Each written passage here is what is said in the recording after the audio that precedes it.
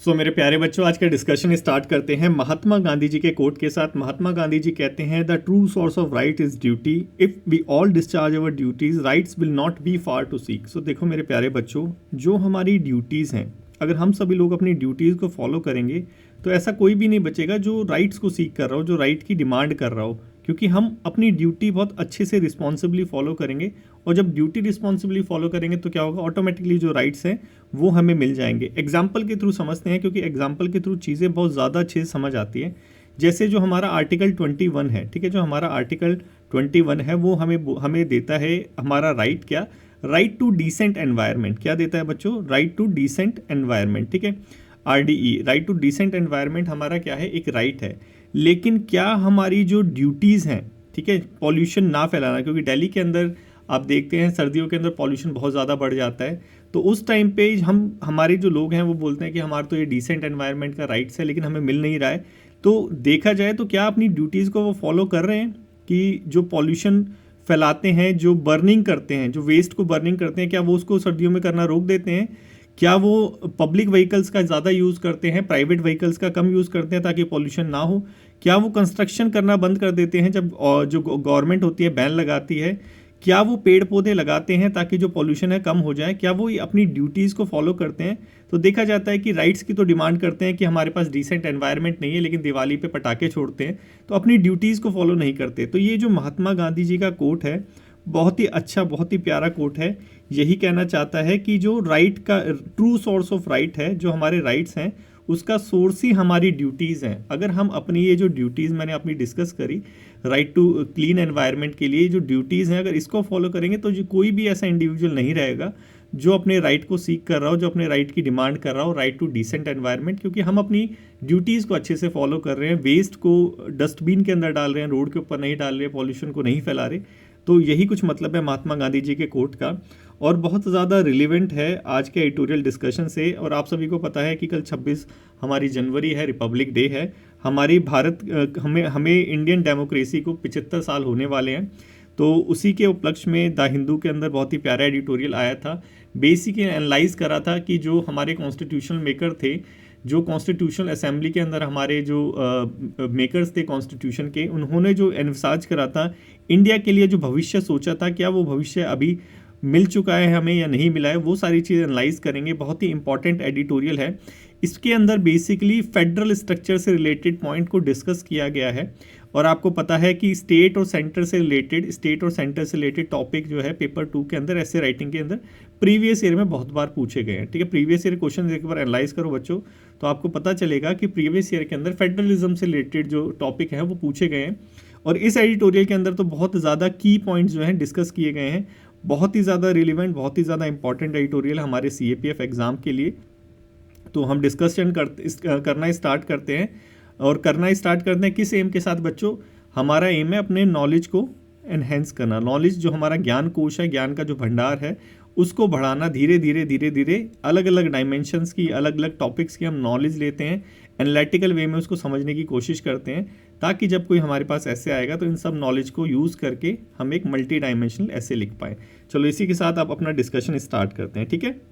देखो, आप सभी को पता है हमारे भारत को आज़ादी 1947 में मिली थी। 1947 को हमें आज़ादी मिली थी, और उसी टाइम पे बेसिकली हमारी कॉन्स्टिट्यूशन असेंबली बैठी थी, और टोटल कुल मिला के ऑलमोस्ट 3 साल लगाए थे, और 3 साल बाद जो है कॉन्स्टिट्यूशन का ड्राफ्ट आया था, जो हमने अडॉप्ट कर लिया था 26 जनवरी 1950 में। और इसीलिए जो है 26 जनवरी को हम रिपब्लिक डे के रूप में सेलिब्रेट भी करते हैं।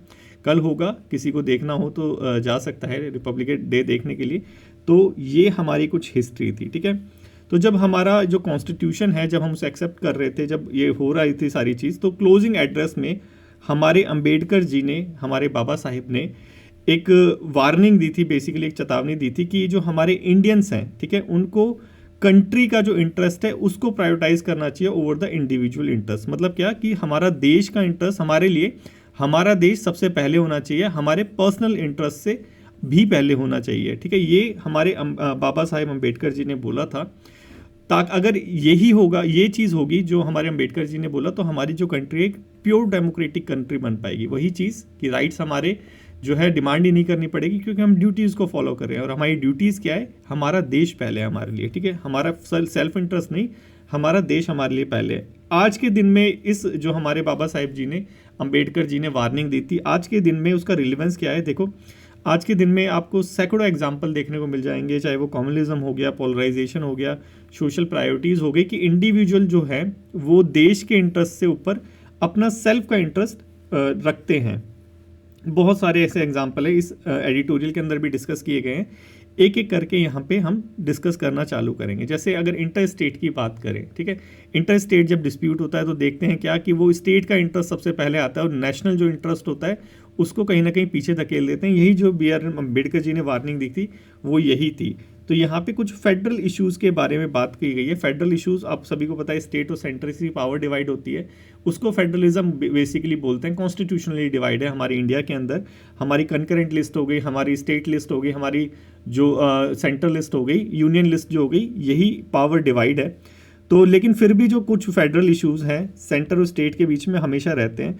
सबसे पहला इशू यहाँ पे डिस्कस किया गया है क्या? गवर्नर रोल का। ठीक है, हमें देखने को मिलता है न्यूज़पेपर के अंदर ही, द हिंदू के अंदर ही, अभी कुछ दिनों पहले ही हमने देखा था कि जो आर रवि जी हैं, तमिलनाडु के जो गवर्नर हैं, वहाँ की असेंबली से चले गए थे बिना बोले। फर्स्ट जो उनको इनॉग्रेशन वाला स्पीच देते हैं वो भी उन्होंने नहीं दिया था। तो यहाँ पे बता रखा है कि जो गवर्नर्स हैं, स्पेशली जो अपोजिशन पार्टी के जो गवर्नर्स, बेसिकली जो अपोजिशन पार्टी वाले स्टेट्स हैं, जैसे तमिलनाडु हो गया, वेस्ट बंगाल हो गया, तो वहाँ पे जो गवर्नर्स हैं वो कहीं ना कहीं अपनी जो पावर है, ग्यूबरनटोरियल पावर कहते हैं, जो गवर्नर की पावर होती है रूल रेगुलेशन बनाने वाली, तो वो जो पावर है इसका कहीं ना कहीं मिसयूज़ करते हैं। ठीक है, कि जो बिल्स होते हैं उसको प्रॉपरली पास नहीं करते, उसको स्क्रूटनाइज के लिए प्रेसिडेंट को भेज देते हैं, जो उनको पावर दे रखी है उसका मिसयूज़ करते हैं। ये यहाँ पे एडिटोरियल में बता रखा है गवर्नर रोल का। इसकी वजह से फेडरल इशू आता है, स्टेट और सेंटर के जो रिलेशन है वो डिस्टर्ब होते हैं। तो ये भी एग्जांपल है किसका? इंडिविजुअल इंटरेस्ट को आगे रख रखा है, पार्टी इंटरेस्ट को आगे रख रखा है, और जो नेशनल इंटरेस्ट है उसको कहीं ना कहीं पीछे धकेल दिया है। तो राइट्स मांग रहे हैं लेकिन जो ड्यूटीज़ है फॉलो नहीं कर रहे। उसके अलावा दूसरा इशू आता है सेंट्रल स्टेट के बीच में, साइमल्टेनियस इलेक्शन। ठीक है, हमने ये भी जो डायमेंशन है ये भी हम अच्छे से डिस्कस कर चुके हैं कि स्टेट और सेंटर के हमारे जो इलेक्शंस होते हैं उसको एक साथ करवाया जाए। ठीक है, ये जो डिमांड उठ रही है वन नेशन वन इलेक्शन वाली, तो इसके अंदर मेन जो इशू है क्या कि जो रीजनल इंटरेस्ट है, रीजनल जो ऑटोनॉमी है, कहीं ना कहीं वो कॉम्प्रोमाइज़ हो जाएगी। तो यही चीज़ यहाँ पे बताई गई है कि फेडरल इश्यूज़ में एक साइमल्टेनियस का इलेक्शन भी आता है और एक गवर्नर का रोल भी आता है, जिसकी वजह से क्या होता है कि जो हमारे सेंटर और स्टेट के जो रिलेशंस हैं वो कहीं ना कहीं डिस्टर्ब हो रहे हैं। ठीक है, हम इन दोनों टॉपिक्स को भी अच्छे से डिस्कस कर चुके हैं। थर्ड यहाँ पे बताया है क्या इशू आता है। थर्ड इशू आता है फिजिकल फेडरलिज्म। फिजिकल फेडरलिज्म क्या होता है? जैसे फेडरलिज्म क्या होता है? पावर डिवाइड होती है, वैसे ही जो मनी पावर डिवाइड होती है टैक्सेस वगैरह लगाने की, फिजिकल फेडरलिज्म उसे बोलते हैं, स्टेट और सेंटर के बीच में। ठीक है, यहाँ पे जो की इशू है वो क्या? फाइनेंस कमीशन का। ठीक है, फाइनेंस कमीशन का आप सभी को पता है, फाइनेंस कमीशन जो है स्टेट और सेंटर के बीच में वर्टिकल और हॉरिजॉन्टल डेवल्यूशन करती है। डेवल्यूशन मतलब कि पैसा बांटती है बेसिकली। वर्टिकल हो गया स्टेट और सेंटर के बीच में पैसे को डिवाइड करना, जो टैक्स का पैसा आ रहा है, और जो हॉरिजॉन्टल हो गया वो हो गया जो पैसा स्टेट को दिया वो स्टेट्स के बीच में डिवाइड करना। बहुत सारे क्राइटेरियाज होते हैं, हम शायद इसको भी डेली डिस्पैच के अंदर डिस्कस कर चुके हैं। तो ये फिजिकल फेडरलिज्म में हमारा फाइनेंस कमीशन आ गया, जीएसटी वगैरह आ गया। ये जो है जो स्टेट की पावर है, स्टेट की जो पावर है उसको कहीं ना कहीं रिस्ट्रिक्ट करते हैं रिवेन्यू जनरेट करने की। ये चीज़ यहाँ पे बताई गई है। और हमने ये देखा भी था कि जो साउथर्न स्टेट है, स्पेशली जो केरला तमिलनाडु हो गए, क्योंकि हॉरिजॉन्टल डेवल्यूशन में हॉरिजॉन्टल जो पैसा डिस्ट्रीब्यूट करते हैं स्टेट्स के बीच में, उसमें क्राइटेरिया एक पॉपुलेशन का भी है। तो जो साउथर्न स्टेट है वो कई बार जो है प्रोटेस्ट करते हैं कि यार हम तो पॉपुलेशन अपनी रिड्यूस कर रहे हैं, लेकिन हम पॉपुलेशन रिड्यूस कर रहे हैं, एक चीज़ अच्छी कर रहे हैं, लेकिन हमारे पास जो पैसा आना चाहिए, हमारे ही टैक्स से पैसा जाता है लेकिन हमारे पास पैसा कम आता है। तो ये एक इशू आता है और यही जो है फेडरलिज्म में एक डेंट डालता है, एक डेंट क्रिएट करता है, टेंस रिलेशंस क्रिएट करता है। ये एडिटोरियल में यहाँ पे बताया है। केरला और तमिलनाडु का एग्जाम्पल ले रखा है कि ये जो लोग हैं डिससेटिस्फाइड हैं जीएसटी से। ठीक है, एक चीज़ ये हो गई। इसके अलावा जो है लैंग्वेज कंसर्न भी आता है। देखो ये सारी चीज़ें क्या हैं? ये सारी चीज़ें हैं जैसे अंबेडकर जी ने बोला था क्या कि नेशनल इंटरेस्ट पहले होना चाहिए। ये सारे इंटरेस्ट क्या है? ये जो है इंडिविजुअल इंटरेस्ट, इंडिविजुअल मतलब नहीं, व्यक्तिगत नहीं कहेंगे, स्टेट का भी अगर इंटरेस्ट है तो वो भी तो नेशनल इंटरेस्ट से पहले हो गया। तो ये क्या चीज़ है जो अंबेडकर जी ने वार्निंग दी थी उसके वो जो वार्निंग दी थी कि हमें सतर्क रहना चाहिए, वही सारी चीज़ें जो वो खतरा था वही यहाँ पे दिख रहा है कि जो नेशनल इंटरेस्ट है कहीं ना कहीं वो साइडलाइन हो रहा है, और जो पर्सनल इंटरेस्ट है, चाहे वो स्टेट के हो गए, चाहे वो किसी भी पार्टी के हो गए, चाहे इंडिविजुअल के हो गए, वो कहीं ना कहीं जो रिलेशंस होने चाहिए वो उसको डेंट डाल रहे हैं। रीजनल लैंग्वेज कंसर्न हो गया, ठीक है। देखो हमारी जो सेंटर है वो हिंदी को प्रमोट करती है, ठीक है। बहुत सारे ऐसे आए थे कि हिंदी को इंक्लूड करना चाहिए, राज्य भाषा का दर्जा देना चाहिए, ETC आए थे। तो उसमें जो नॉन हिंदी स्टेट्स थे जैसे तमिलनाडु, कन्नड़, बंगाली और मराठी हो गए, इन स्टेट ने बहुत ज़्यादा अपोज करा था उसको और अपनी लैंग्वेज को प्रिजर्व करने के लिए एम्फोसाइज करा था। तो ये चीज़ यहाँ पे भी बता रखी है, आए दिन न्यूज़पेपर में भी आता रहता है। इसकी वजह से क्या होता है, जो रीजनलिज्म है वो और ज़्यादा जो है एग्रीवेट होता है, और ज़्यादा बढ़ के आता है। जैसे आप वीडियोज़ भी देखते होंगे, आती रहती हैं, न्यूज़पेपर में भी आता रहता है कि कर्नाटका का इशू ले लीजिए। कर्नाटका में जो लोग हैं वो बोलते हैं कि आपको कर्नाटका में रहना है तो कन्नड़ बोलनी पड़ेगी, तमिलनाडु में रहना है तो तमिल बोलनी पड़ेगी। तो ये क्या चीज़ है, ये जो पर्सनल इंटरेस्ट है वो नेशनल इंटरेस्ट से आगे आ रहे हैं, क्योंकि तमिलनाडु हो गया, कर्नाटका हो गया, इंडिया का ही पार्ट है। तो वहाँ पे इंडियन जाके रहेगा तो वो हिंदी बोले चाहे इंग्लिश बोले, वो तो उसकी पर्सनल ऑटोनॉमी में आता है। तो कहीं ना कहीं ये भी जो एग्जाम्पल है ये किसको दर्शा रहा है कि जो इंडिविजुअल इंटरेस्ट है वो सामने आ रहे हैं और जो नेशनल इंटरेस्ट होना चाहिए वो साइडलाइन हो रहा है। तो इससे जो हमारा स्ट्रक्चर है, बेसिकली कॉन्स्टिट्यूशन का स्ट्रक्चर है, उसमें डेंट आता है।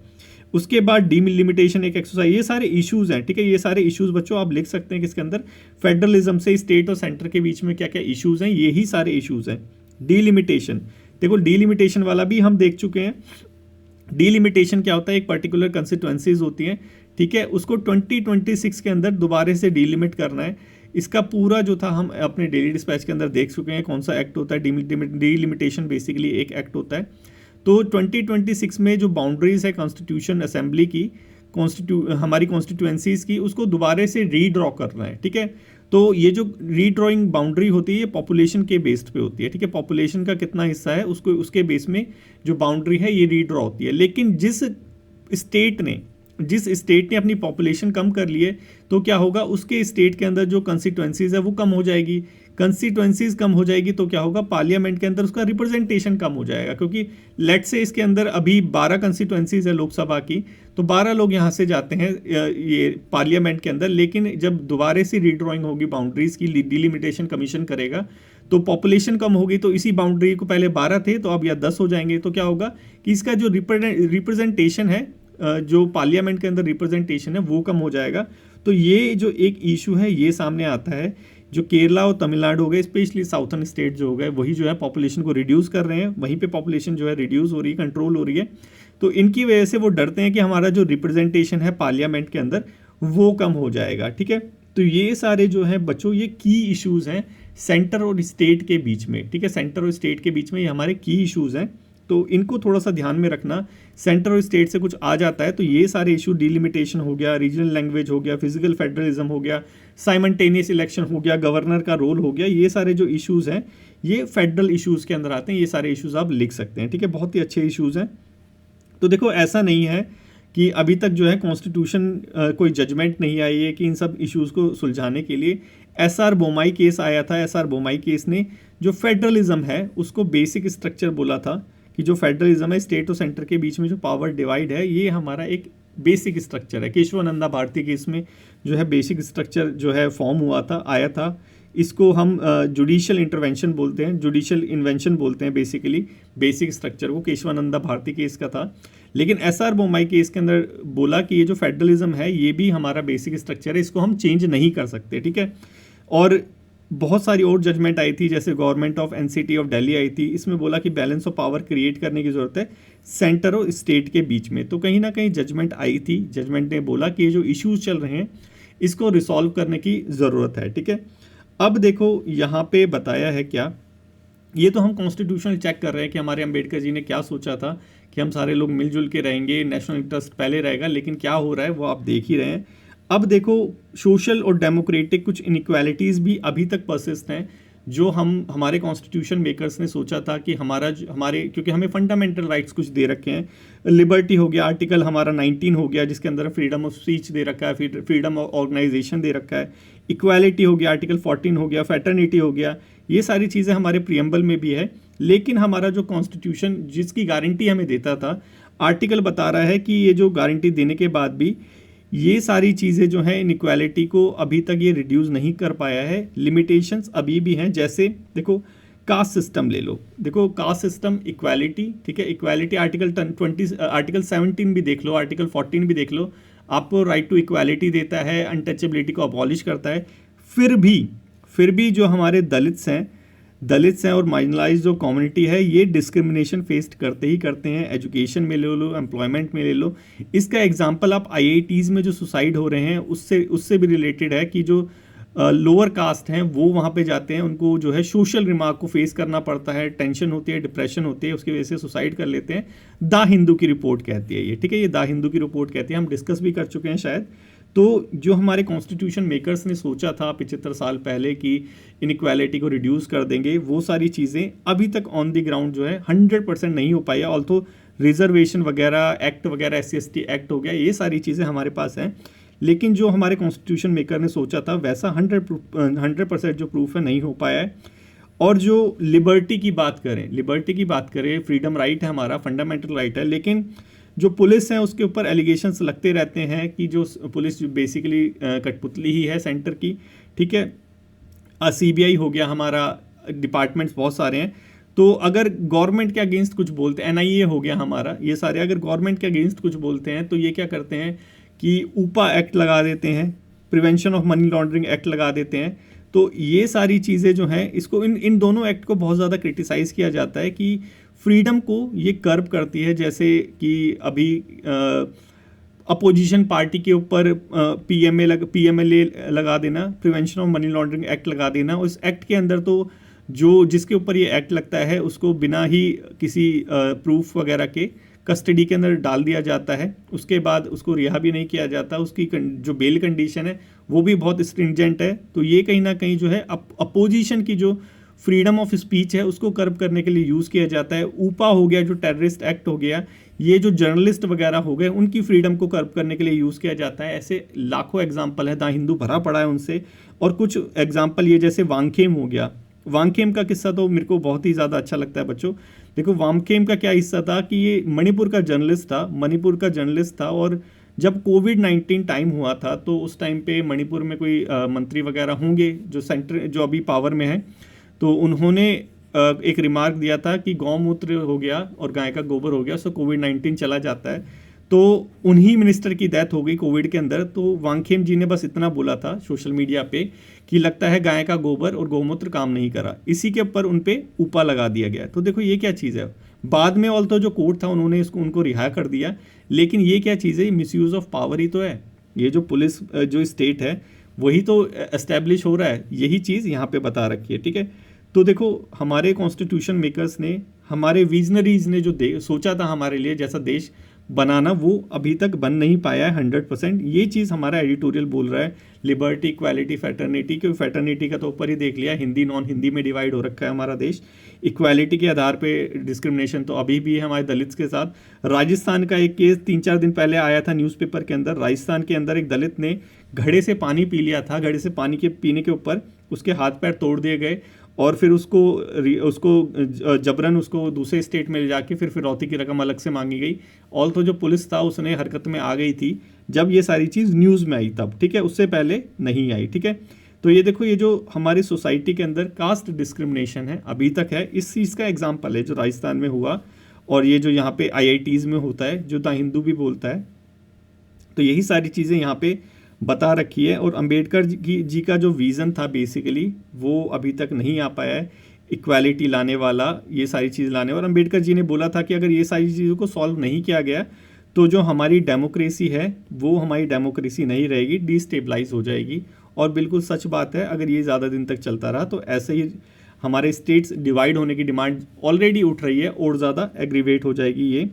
उसके अलावा यहाँ पे बता रखा है क्या बच्चों, देखो फैटर्निटी को लेके हमारे यहाँ पे ऐसा नहीं है कि कुछ सॉल्यूशंस नहीं होते। जैसे मंडल कमीशन आया था, मंडल कमीशन ने दलित्स के लिए और कुछ पॉलिसीज़ लेके आया था, रिजर्वेशन लेके आया था बेसिकली। लेकिन ये जो इनइक्वालिटी है क्या रिजर्वेशन के बाद चली गई? बिल्कुल नहीं गई और डीप रूटेड हो गई। यही चीज़ यहाँ पे बता रखी है। तो और क्या चीज़ है, देखो और भी चीज़ है, सॉल्यूशन तो यहाँ पे है, बिल्कुल सॉल्यूशन बता रखा है, लेकिन और भी चीज़ें हैं, जैसे हमारे कॉन्स्टिट्यूशंस को भी थ्रेट है।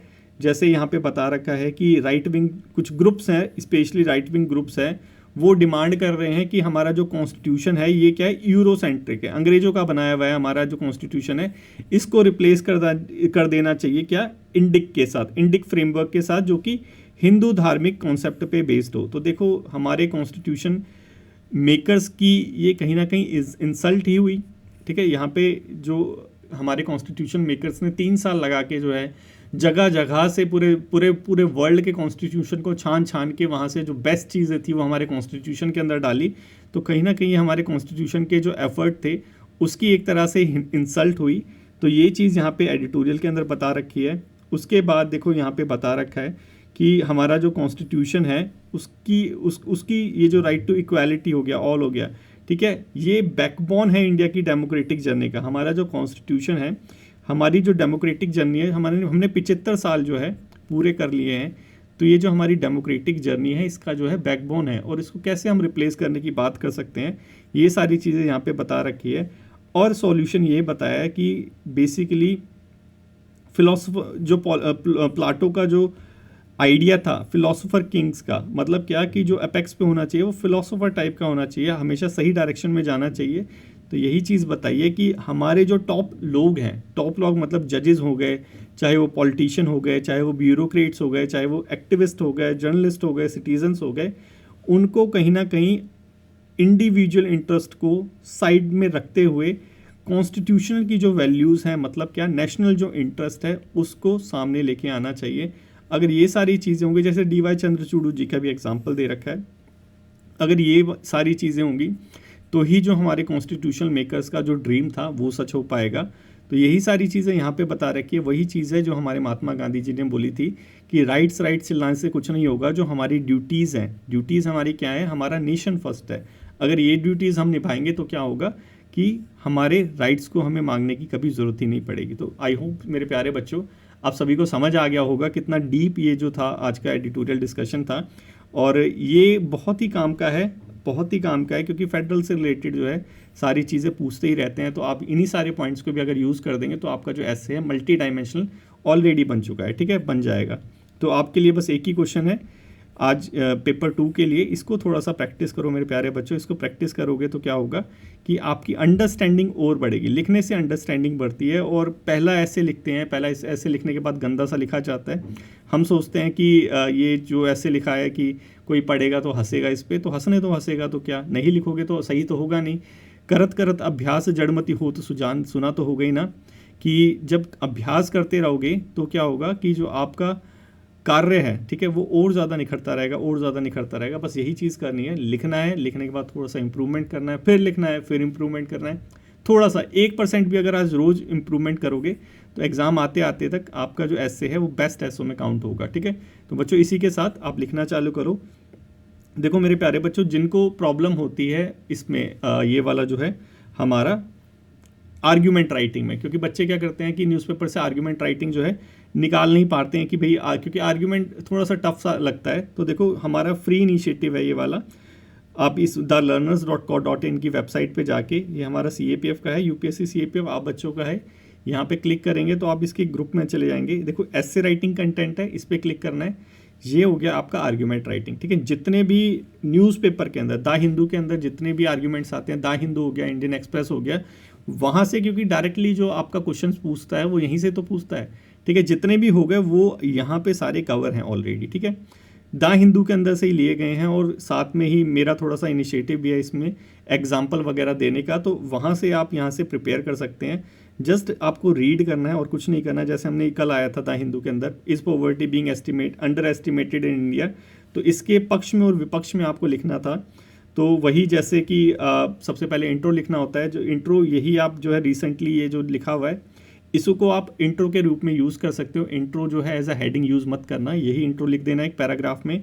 उसके बाद आर्ग्यूमेंट इन फेवर हो गया, ये आर्ग्यूमेंट हो गया, इसका एग्जांपल भी साथ में दे रखा है, ये आर्ग्यूमेंट फेवर हो गया, ये आर्ग्यूमेंट अगेंस्ट हो गया। उसके बाद एक छोटा सा कंक्लूजन, ठीक है, कंक्लूजन मत लिखना, मैंने लिख रखा है, ये हो गया।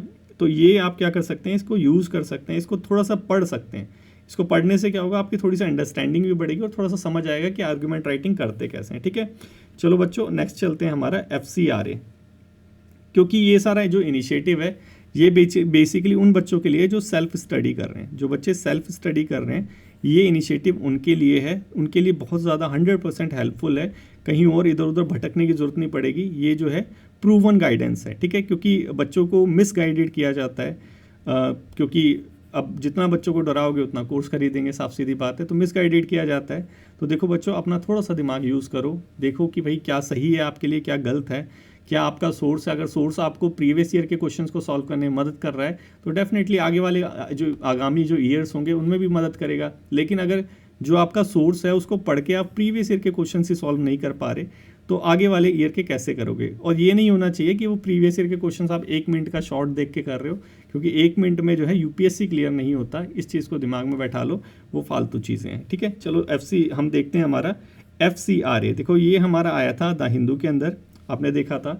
तो क्या चीज़ है ये, देखो अभी रिसेंटली क्या हुआ कि जो हमारा, देखो मैं बताऊंगा इस न्यूज़ का मतलब क्या है, इस न्यूज़ का मतलब भी बताऊंगा, क्योंकि कभी ऐसे राइटिंग के अंदर ऐसी चीज़ आ गई तो आप इन पॉइंट्स को लिख सकते हो। देखो अभी FCRA हमारी जो होम मिनिस्ट्री है, FCRA बेसिकली होता क्या है पहले इसको समझो। देखो FCRA जो है हमारा फॉरेन कंट्रीब्यूशन रेगुलेशन एक्ट जो है, ये आज़ादी के टाइम पे लाया गया था कि उस टाइम पे ऐसा समझा जा रहा था कि जो विदेशी लोग हैं वो हमारे यहाँ पे NGOs वगैरह हो गए, उनमें पैसा डाल के उन NGOs को इंडिया के अगेंस्ट जो है भड़का रहे हैं। जैसे तमिलनाडु में डेवलपमेंट एक्टिविटी होती है, NGOs आ जाते हैं, एनवायरमेंटलिस्ट आ जाते हैं कि ये जो है एनवायरमेंट के लिए खतरा है। तो लेट्स से सपोज करो कि वो जो NGO है जो आ रहा है उसको USA ने फंड दे रखा है, या फिर किसी हमारी दूसरी जो दुश्मन कंट्री है, चाइना हो गया, उन्होंने फंड दे रखा है कि भाई तुम यहाँ हम तुम्हें फंड देंगे, तुम क्या करो कि जो भी डेवलपमेंट एक्टिविटी होती है उसके अगेंस्ट जाओ। क्योंकि डेवलपमेंट तो सारी जगह हो रही है, जहाँ डेवलपमेंट होगी वहाँ पे एनवायरनमेंट को थोड़ा बहुत नुकसान तो होगा ही होगा। इसीलिए तो इन्वायरमेंटल जो है इम्पैक्ट असेसमेंट होता है, ताकि जो वो नुकसान है उसको रिड्यूस करा जा सके। लेकिन ये NGOs वगैरह क्या करते हैं, प्रोटेस्ट वगैरह करके जो डेवलपमेंट एक्टिविटीज़ हैं उसको रोकते हैं, देश को आगे बढ़ने से रोकते हैं। तो हमें एक बैलेंस्ड अप्रोच की ज़रूरत है। मैं ये नहीं कह रहा कि जो एनवायरमेंटलिस्ट है वो गलत करते हैं, मैं ये कह रहा हूँ कि हमें एक बैलेंस्ड अप्रोच की ज़रूरत है ताकि ये जो चीज़ें मैनेज कर दी जाए। लेकिन अगर सोच के देखो कि ये जो FCRA ना होता और जो फॉरेन कंट्रीज़ है, स्पेशली हमारी जो दुश्मन कंट्रीज़ हैं, वो हमारे NGOs को फंड दे दे के सारी चीज़ को रोक देती, मेट्रो चल रही है उसको रोक देती, कुछ भी एक्टिविटी होती है, डेवलपमेंट एक्टिविटी होती है उसको रोक देती, इंडिया को मिलिटराइजेशन बनाने से रोक देती, हमारे न्यूक्लियर जो एक्टिविटीज़ चल रही है उनको रोक देती, तो इंडिया डेवलप्ड कैसे बन पाएगा। ठीक है, इंडिया तो पिछड़ा रह जाएगा। फिर कोई बाहर की विदेशी लोग आएंगे आक्रमण करके और हमें फिर गुलाम बना लेंगे अगर हम डेवलप अपने आप को नहीं करेंगे, मजबूत नहीं करेंगे अपने आप को। तो देखो ये FCRA इसीलिए लेके आया गया था।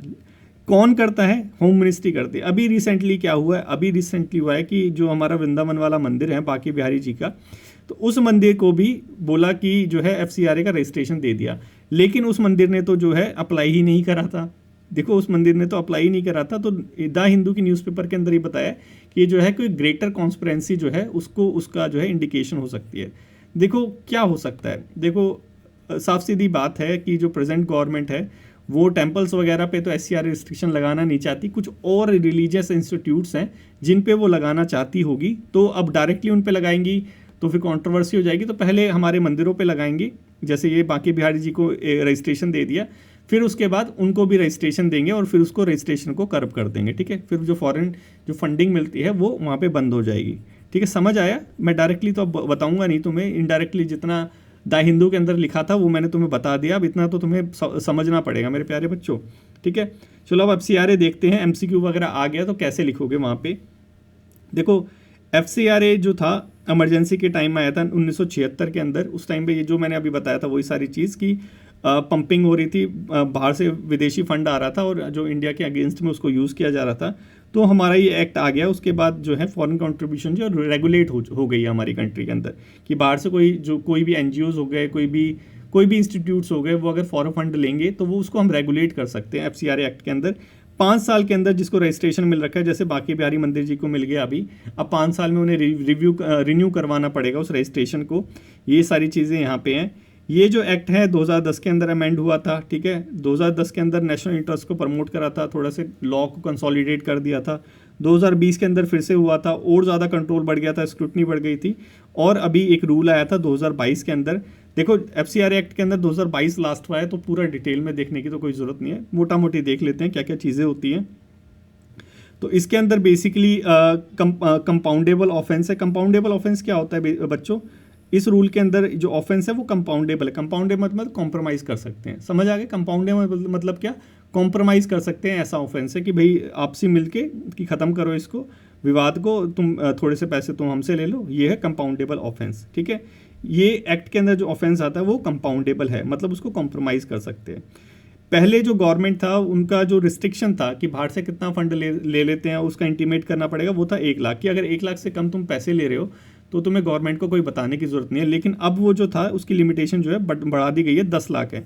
अगर 10 लाख से तुम कम ले रहे हो पैसा बाहर से, लेट से US से जो है किसी पर्टिकुलर NGO को है ना 9 लाख रुपए दे रहा है कि तुम जो है किस कैंडिडेट को प्रमोट करो, ठीक है, तो उसको क्या है कि गवर्नमेंट से कोई परमिशन वगैरह लेने की ज़रूरत नहीं, गवर्नमेंट को इंटीमेट करने की ज़रूरत नहीं है बेसिकली। ठीक है, ये चीज़ यहाँ पे है। लेकिन 10 लाख से ज़्यादा लोगे तो इंटीमेट करने की ज़रूरत है।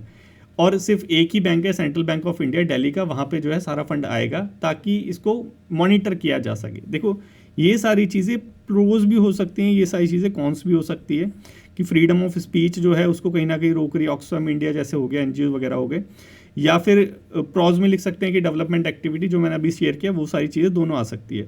हम बेसिक समझ रहे हैं यहाँ पे, ठीक है। उसके बाद जो इंटीमेट करने वाला होता है, इंटीमेशन टाइम होता है कि हम इतने टाइम में जो है अपना अकाउंट जो ओपन कर लेंगे, उस टाइम लिमिट को भी बढ़ा दिया गया है, थोड़ा 45 दिन वगैरह ऐसा कुछ है, लेकिन थोड़ा सा बढ़ा दिया गया है। ये बेसिक इन्फॉर्मेशन थी जो FCRA के बारे में थी, क्योंकि FCRA जो है उस एक्ट में कोई अमेंडमेंट वगैरह हुआ नहीं है, तो इसको ऐसे जितना पढ़ने की ज़रूरत है, लेकिन बेसिक हमें पता होना चाहिए, क्योंकि FCRA 2-3 बार जो है, 2-3 बार नहीं, 4 या 5 बार जो है न्यूज़ में आ चुका है। ठीक है, उसके बाद अगर हमने अभी भी नहीं पढ़ा तो फिर तो हम ही बेवकूफ़ हुए कि भाई आ रहा है बार बार और हम पढ़ नहीं रहे उसको, और जब MCQ में क्वेश्चन आ जाएगा पेपर 1 के अंदर तो फिर हम बोलेंगे कि ये कहाँ से आ गया। तो न्यूज़पेपर में बार बार आ रहा है तो पढ़ ही लेते हैं थोड़ा सा।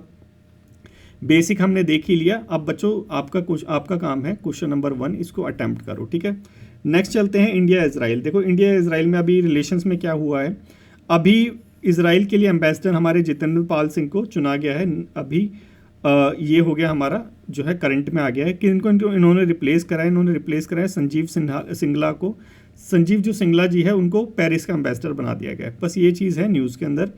और थोड़ा सा न्यूज़पेपर के अंदर और बता रखा था कि अब ये जो डिप्लोमेटिक टर्न हुआ है इसके अंदर बायलैटरल डिफेंस और ट्रेड टाइज के ऊपर ध्यान दिया जाएगा। हमारे जो जितेंद्र पाल जी हैं ये इन सब चीज़ों पे ध्यान देंगे। और जो हमारा एंगेजमेंट चल रहा है मल्टीलैटरल, जैसे ये वाला इज़राइल, USA, UAE और इंडिया, I2U2, ये एक ग्रुप है। बेसिकली अब्राहम अकॉर्ड साइन हुआ था इज़राइल और UAE के बीच में। उसके बाद ये आया था कि वहाँ उस रीजन में थोड़ा सा शांति बनाने के लिए। तो ये थोड़ा सा याद रखना, I2U2 क्या चीज़ है। इज़राइल, USA, UAE और इंडिया भी इसका पार्टनर है। मिडल ईस्ट के अंदर जो है हमारा एंगेजमेंट बढ़ाने के लिए, ट्रेड हो गया, वो सारी चीज़ें जो इकोनॉमिक चीज़ें हो गई, उन चीज़ों के लिए, किसी पर्टिकुलर कंट्री को रिस्ट्रिक्ट करने के लिए नहीं है। ये चीज़ याद रखना बस, ठीक है। और जो भी कॉरिडोर है हमारा इंडिया, मिडल ईस्ट, यूरोप जो कॉरिडोर है उसमें थोड़ा सा जो है तेज़ी आ जाएगी। बस यही चीज़ें यहाँ पे थी।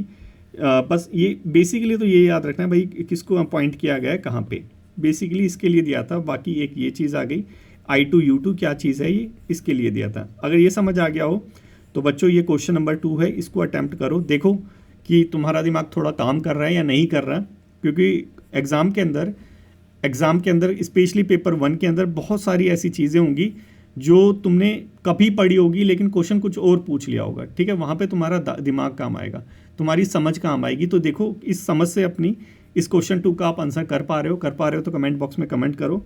तीसरा है परले। क्या चीज़ है मेरे प्यारे बच्चों ये परले? देखो DRDO जो है, DRDO हमारी जो है इस रिपब्लिक डे में इंडिजीनियस जो शॉर्ट रेंज क्वासी ब्लास्टिक मिसाइल है उसको रिप्रेजेंट करेगी। और ये जो क्वासी मिसाइल है परले, ये इंडिया की पहली क्वासी ब्लास्टिक मिसाइल थी। अब इसको यहाँ पे परेड में लेके आएंगे। ठीक है, परले अब आर्मी है और एयरफोर्स के यूज़ के लिए, और पहली ब्लास्टिक मिसाइल है कन्वेंशनल वाली। ठीक है, ये थोड़ा सा याद रखना। इसकी रेंज वगैरह थोड़ी सी देख लो, 400 मीटर रेंज है इसकी। इसके साथ साथ और कौन कौन सी मिसाइल है हमारे पास जो बलास्टिक है, हमारे पास ब्रह्मोस है, ब्रह्मोस तो बलास्टिक नहीं, क्रूज मिसाइल है।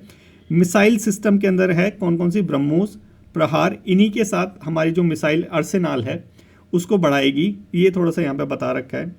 कहाँ कहाँ जा सकती है हमारे लिए परले, देखो चाइना और पाकिस्तान है, दोनों के अंदर हम कभी वॉर हो गई तो इस परले को लेके जाएंगे और बोलेंगे कि मिसाइल छोड़ो, तो ये वहाँ पे छोड़ेगी। मतलब क्या है कि जो टेरेन, जो एक्सट्रीम वाले टेरेन है वहाँ पे जा सकती है हमारी जो परले मिसाइल है, ये कहने का मतलब है। LOC हो गया पाकिस्तान, LAC हो गया चाइना, ठीक है। अब देखो डिफेंस एक्विजिशन जो काउंसिल है इसने अप्रूव करा है इसको, और यही अप्रूव करता है। अब ये जो डिफेंस एक्विजिशन काउंसिल है इसको चेयर कौन करता है, ये मेरे को बताओ मेरे प्यारे बच्चों, इसका चेयरमैन कौन होता है। शायद प्रीवियस ईयर के अंदर ये पूछ भी रखा है और हमने ये डिस्कस भी कर रखा है, क्योंकि प्रीवियस ईयर के सारे क्वेश्चन और मोर और लेस जो है हम डिस्कस कर चुके हैं ऑलरेडी। जो हमारे जो प्रीवियस जो हमारे डेली डिस्कशन है, क्योंकि बहुत टाइम से चला रहे हैं इसको, तो हो 6-7 महीने तो आई गेस हो चुके हैं, और वीडियो चलाते चलाते वीडियो डिस्कशन को तो 3 महीने से ज़्यादा हो चुके हैं, 3 महीने एटलीस्ट हो ही चुके हैं। तो ये हमारा हम डिस्कस कर चुके थे। अब आप बताओ कि इसको चेयर कौन करता है, डिफेंस एक्विजिशन काउंसिल को। ये प्रीवियस ईयर के अंदर पूछा भी गया था, तो इसको अप्रूव कर दिया है परले मिसाइल को, और एक निर्भय मिसाइल है इनको, ठीक है। बस यही यहाँ पे दे रखा है। आई होप समझ आ गया होगा परले मिसाइल क्या चीज़ है। परले मिसाइल क्या है, हमारी सेमी ब्लास्टिक मिसाइल है, जिसको और पहली है जिसको अभी यहाँ पे रिपब्लिक डे परेड के अंदर लेके आएंगे। जैसे यहाँ पे लिखा है फर्स्ट क्वासी ब्लास्टिक मिसाइल, जो कि रिपब्लिक डे परेड में आएगी, यही चीज़ें यहाँ पे लिख रखी है। तो मेरे प्यारे बच्चों क्वेश्चन नंबर 3 इसको आंसर करो। देखो बहुत ज़्यादा कन्फ्यूज़न होती है बच्चों को, क्रूज़ मिसाइल क्या है, ब्लास्टिक मिसाइल क्या है, तो ये थोड़ा बता रखा है यहाँ पे। थोड़ा सा इसको पढ़ने की कोशिश करना, ठीक है, थोड़ा सा पढ़ने की कोशिश करना कि क्रूज़ मिसाइल क्या है, ब्लास्टिक मिसाइल क्या है। देखो ब्लास्टिक मिसाइल जो है मैं मोटा मोटी आपको बता देता हूँ, बाकी थोड़ा सा देख लेना। ब्लास्टिक मिसाइल की जो ट्रेजेक्टोरी होती है पैराबोलिक होती है, दिख रहा है आपको, ये देखो ये ब्लास्टिक मिसाइल ये छोड़ी और ये एकदम जाके कैप्चर कर लेगी। अब देखो यहाँ पे अगर रेडार लगा रखा हो तो रेडार ऐसे करके देखता है, ठीक है, रेडार जो है ऐसे जाता है, रेडार ऐसे तो जा नहीं सकता, रेडार सीधा सीधा जाएगा। अब ये यहाँ पे देखो रेडार की रेंज में आ गई, जो ब्लास्टिक मिसाइल है ये देखो यहाँ पे रेडार की रेंज में आ गई। जैसे ये रेडार की रेंज में आएगी यहाँ से फिर वो जो है एंटिक जो डोम वगैरह होती है उसको छोड़ेगा, और ये ब्लास्टिक मिसाइल यहाँ पे खत्म। तो देखो ये तो एक समस्या है कि हमने इतना पैसा खर्च करके ब्लास्टिक मिसाइल बनाई और बनाने के बाद जो है वो मार भी नहीं मारी वहाँ पे। इसी का सॉल्यूशन हम लेके आए क्या बच्चों, क्रूज मिसाइल। क्रूज मिसाइल क्या है, बहुत चलाक मिसाइल है, एक तरह से बहुत चलाक मिसाइल है। ये पैराबोलिक नहीं लेती, मैन्यूवरिंग करती है, ठीक है, इधर उधर भागती है ताकि कहीं हमला हो गया, और इसको हम वो भी कर सकते हैं, GPS वगैरह लगा के भी देख सकते हैं किधर जा रही है किधर नहीं जा रही है। तो देख रहे हो नीचे ही नीचे जा रही है, ऊपर यहाँ से छोड़ी ऊपर नहीं गई, इसके बाद नीचे नीचे जा रही है, यहाँ से ऐसे ऐसे जाते हुए यहाँ तक आएगी, यहाँ तक जब तक वो उनको पता चलेगा कि मिसाइल आने वाली है तब तक तो वो मार भी कर देगी, ठीक है। तो ये है हमारी क्रूज मिसाइल। बस यही मोटा जो मेजर जो अंतर है क्रूज मिसाइल में और बैलिस्टिक मिसाइल में वो ये है, और बाकी छोटी छोटी चीज़ें वो देख लेना, ठीक है। नेक्स्ट हम चलते हैं नीति आयोग की फिजिकल हेल्थ रिपोर्ट में। और देखो जिन बच्चों को नहीं पता ये PDF कहाँ से मिलेगी, तो देखो बच्चों डिस्क्रिप्शन के अंदर जो है टेलीग्राम का जो है लिंक दे रखा है, ठीक है, टेलीग्राम का लिंक दे रखा है, उसको जाके ज्वाइन करो। जैसे ही ज्वाइन करोगे वैसे ही क्या होगा, वहाँ पे सारी जो PDF है मैं वो डेली 2 घंटे पहले ही शेयर कर लेता हूँ वीडियो आने से। तो आप अगर सेल्फ स्टडी करना चाहो तो वो भी कर सकते हो, ठीक है। ये है नीति आयोग की फिजिकल हेल्थ रिपोर्ट। देखो अभी रिसेंटली जो है नीति आयोग ने अपनी 2025 की जो है physical health index 2025 report issue की गई है। तो आपको थोड़ा सा ये भी याद रखना है, ये रिपोर्ट इशू कौन करता है, नीति आयोग करता है, ठीक है। इसमें जो टॉप परफॉर्मर स्टेट हैं जिन्होंने टॉप परफॉर्म करा है वो कौन कौन से हैं, याद कर लेना, ठीक है। उड़ीसा हो गया, छत्तीसगढ़ हो गया, गोवा हो गया और झारखंड हो गया। देखो वैसे देखा जाए तो कन्वेंशनली तो ये गरीब स्टेट लगते हैं हमें, लेकिन इन्होंने टॉप परफॉर्म करा है नीति आयोग की रिपोर्ट में। तो वर्स्ट परफॉर्मिंग स्टेट कौन से है, पंजाब हो गया, आंध्र प्रदेश हो गया, वेस्ट बंगाल हो गया और केरला हो गया। तो ये देखो ये सारे जो स्टेट हैं जो हमें अमीर लगते हैं वो सारे वर्स्ट परफॉर्मिंग थे हमारी नीति आयोग की फिजिकल हेल्थ रिपोर्ट में। तो थोड़ा सा इसको याद रखना, ठीक है। इसको एस्पायरेशनल कैटेगरी में डाला गया है। अब थोड़ा सा इस रिपोर्ट के बारे में और देख लेते हैं। देखो ये जो रिपोर्ट है इसमें इंडिकेटर कौन से, फैक्टर कौन कौन से को ध्यान में रख के रिपोर्ट बनाई जाती है। GDP में कितना कंट्रीब्यूशन है, पब्लिक एक्सपेंडिचर कितना है, रेवेन्यू कितना है और फिजिकल स्टेबिलिटी कितनी है, मतलब डेफिसिट वगैरह ज़्यादा तो नहीं है। ये सारी चीज़ें कंट्रीब्यूट की जाती है, ये सारी चीज़ें देख के बनाई जाती है। इसमें कैटेगरी दे रखी है स्टेट्स को, 4 कैटेगरी हो गई बेसिकली। टॉप अचीवर हो गए, हमने देखा था उड़ीसा, छत्तीसगढ़, गोवा, झारखंड, ये टॉप अचीवर्स हैं। फ्रंट रनर इसमें कौन कौन है? महाराष्ट्र हो गया, उत्तर प्रदेश हो गया, तेलंगाना हो गया, मध्य प्रदेश हो गया, कर्नाटका हो गया। ये कौन से स्टेट है? फ्रंट रनर स्टेट है। टॉप परफॉर्मर उससे ऊपर है, ठीक है। फिर फ्रंट रनर, फिर परफॉर्मर है हमारे तमिलनाडु, बिहार, राजस्थान, हरियाणा हो गया। उसके बाद एस्पायरेशनल, ठीक है। तो 4 कैटेगरी बेसिकली हो गई। चारों का थोड़ा सा नाम याद रखना, कौन कौन सी कैटेगरी में कौन से जो है हमारे स्टेट आते हैं वो याद रखना। एटलीस्ट टॉप वाले तो याद रखना ही रखना। डाटा कहाँ से लेके आए ये लोग? कैग का डाटा यूज़ किया है इन्होंने, नीति आयोग वालों ने जो हमारा कैग है उसका डाटा यूज़ किया है, ठीक है। अब बच्चों ये क्वेश्चन है आपके लिए, क्वेश्चन नंबर 3। क्वेश्चन नंबर 3 है, 3 है ना? हाँ बिल्कुल, नहीं क्वेश्चन नंबर ये 4 है मेरे प्यारे बच्चों, ये क्वेश्चन नंबर 4 है। क्वेश्चन नंबर 4 का आंसर करो, ठीक है। अब देखो हमारा जो रुपीज़ है वो नीचे जाया जा रहा है, डॉलर जो है ऊपर जाया जा रहा है, तो इसका कॉन्सिक्वेंस क्या हो सकता है? ये है हमारा क्वेश्चन नंबर 5, ठीक है। इसको भी आंसर करने की कोशिश करो, ठीक है। और नेक्स्ट है हमारा, देखो मैंने बोला था आपके लिए कि इंट्रोडक्शन, क्योंकि मैंने बताया था हम स्टोरी वगैरह भी करंट अफेयर में जो न्यूज़ आती है उसको भी इंट्रोडक्शन में यूज़ कर सकते हैं।